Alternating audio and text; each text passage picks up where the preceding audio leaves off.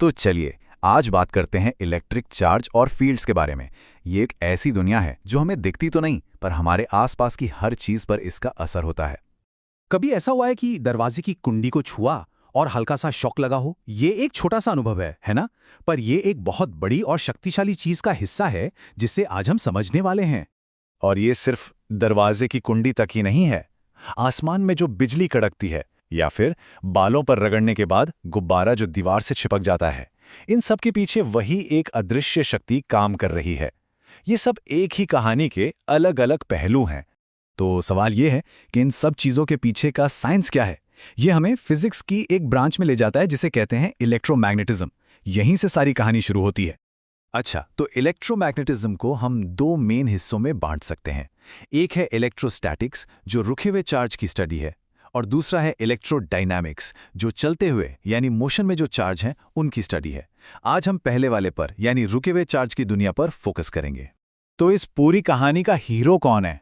वो है electric charge. लेकिन ये चीज है क्या आखिर? इलेक्ट्रिक चार्ज को ऐसे समझिए कि ये मैटर की एक सबसे बेसिक प्रॉपर्टी है। जैसे कोई घर ईंटों से बनता है ना, वैसे ही हर इलेक्ट्रिकल चीज चार्ज से बनती है। ये इतना फंडामेंटल है कि आप इसे और छोटे टुकड़ों में नहीं तोड़ सकते। तो ये चार्ज आते कहां से हैं?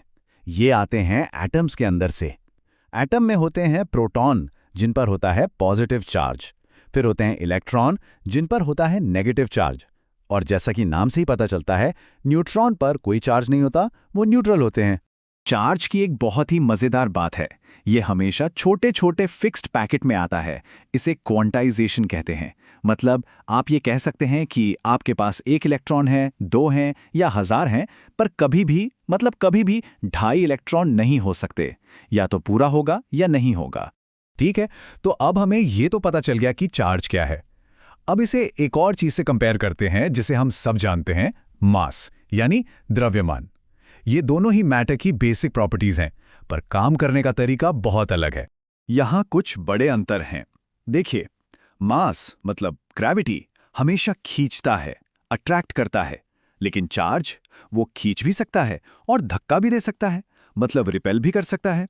एक और जरूरी बात, चार्ज हमेशा किसी मास वाली चीज पर ही होता है, पर मास बिना चार्ज के भी हो सकता है। तो सवाल ये उठता है कि अगर हर चीज में चार्ज है, तो हम उससे कंट्रोल कैसे करते हैं? कैसे किसी चीज को चार्ज करें ताकि वो गुब्बारे की तरह दीवार से चिपक जाए? इसके कुछ तरीके हैं। किसी चीज को चार्ज करने के 3 मेन तरीके हैं। पहला है फ्रिक्शन यानी रगड़ना, जैसे कंघी को बालों में रगड़ते हैं। दूसरा है कंडक्शन, मतलब सीधा टच करके, जिससे चार्ज एक से दूसरे में बह जाता है। और तीसरा है इंडक्शन, जिसमें बिना छुए ही काम हो जाता है। इन सब का एक ही मकसद है, इलेक्ट्रॉन्स को एक जगह से दूसरी जगह पहुंचाना। ठीक है, तो हमें पता है कि चार्ज क्या है और इसे मूव कैसे करना है। अब आता है सबसे इंटरेस्टिंग पार्ट। जब दो चार्ज वाली चीजें पास आती हैं तो होता क्या है, वो एक दूसरे से इंटरैक्ट कैसे करती हैं?